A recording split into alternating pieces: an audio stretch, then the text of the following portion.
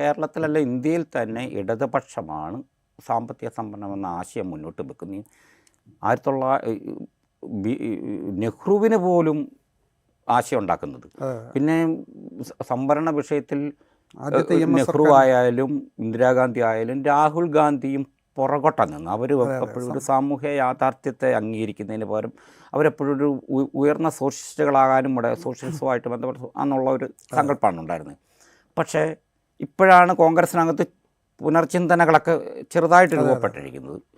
പക്ഷേ ഈ സാമ്പത്തിക സംവരണം എന്ന് പറയുന്നത് ഇവിടെ നടപ്പിലാക്കിയപ്പോഴത്തേന് ആ വിഭാഗങ്ങളിൽ നിന്നൊരു ആവശ്യം പോലും ഉയർന്നില്ല കേരളത്തിൽ രൂപപ്പെടും. അതാണ് നമ്മൾ കാണേണ്ടത്. അപ്പോൾ ഇതിൻ്റെ അർത്ഥം തന്നെ ഒരു വോട്ട് ബാങ്ക് രാഷ്ട്രീയത്തിന് വേണ്ടി അല്ല സംവരണം നടപ്പിലാക്കിയത്. അപ്പം പലപ്പോഴും ദലിതരുടെയോ പിന്നോക്കക്കാരുടെയോ മുസ്ലിങ്ങളുടെയോ എന്തെങ്കിലും ഒരു ആനുകൂല്യങ്ങളോ അവകാശങ്ങൾ ഗവൺമെൻറ്റുകൾ സ്ഥാപിക്കുകയാണെങ്കിൽ ഉടനെ ഉപരിവർഗക്കാർ എപ്പോഴും വിളിച്ച് പറയും വോട്ട് ബാങ്ക് രാഷ്ട്രീയം, വോട്ട് പ്രീണനം, അവരെ പിന്നോക്കക്കാരെ പ്രീണിപ്പിക്കാൻ പോകുക, മുസ്ലിം പ്രീണനം, ഇങ്ങനെ കുറേ പ്രീണന വാക്കുകളുണ്ട്.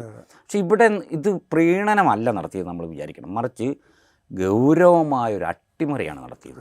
ഇന്ത്യയിലെ സോഷ്യൽ ഫാബ്രിക്സ് എന്ന് പറയുന്നതിൽ ഏറ്റവും പ്രധാനപ്പെട്ട ഒരു ഘടകമായ ജനാധിപത്യത്തിൻ്റെ ഏറ്റവും പ്രധാന ഘടനാപരമായിട്ട് തന്നെ ജനാധിപത്യത്തെ നിലനിർത്തുന്നത് സാമൂഹ്യ വിപ്ലവധാരയാണ്. സംവരണത്തിൻ്റെ സാമൂഹ്യ വിപ്ലവമായിട്ടാണ് അതിന് ബന്ധം കിടക്കുന്നത്, അല്ലാതെ ആനുകൂല്യമല്ല. ആ സാമൂഹ്യ വിപ്ലവധാരയെ അട്ടിമറിക്കുകയാണ് ചെയ്തത്, അല്ലാതെ ഇതൊരു പ്രീണന.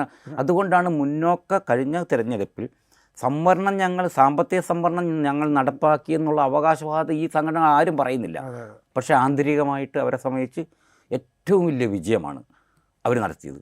കാരണം അവർ വർഷങ്ങളായിട്ട് അതിനെപ്പറ്റി അന്ന് ഭരണഘടനാ ഭേദഗതിയിലൂടെ തന്നെ നടപ്പാക്കുകയും ചെയ്തു. അതോടുകൂടി അവർ പ്രതീക്ഷിച്ച അതിനെപ്പറ്റി അന്ന് കേന്ദ്ര ഗവൺമെൻറ്റിൻ്റെ ഒരു ഏജൻറ്റ് അവർ കേന്ദ്ര ഗവൺമെൻറ് അവകാശപ്പെട്ടത് പ്രകൃതി നിയമത്തിന് മാറ്റം വരുത്തിയെന്നാണ് പറയുന്നത്. അതാണ് സൂര്യചന്ദ്രന്മാർ അവിടെ ഉദിക്കുമോ എന്നൊക്കെ പറഞ്ഞൊരു പരസ്യം തന്നെയാണ്. കിഴക്കല്ലാതെ ഉദിക്കുമോ? അതുപോലെ തന്നെ സംവരണം എന്ന് പറയുന്ന ഒരു ശാശ്വത പ്രതിഭാസത്തെ അട്ടിമറിച്ചവരാണ് ഞങ്ങളെന്നുള്ള അവകാശവാദം. അതിനർത്ഥം എന്താ? ഇന്ത്യൻ സാമൂഹ്യ വിപ്ലവം എന്ന് പറയുന്നത് എപ്പോഴായാലും സവർണ്ണ മേധാവിത്വത്തിനെതിരെയാണ് നടക്കുന്നതാണ്.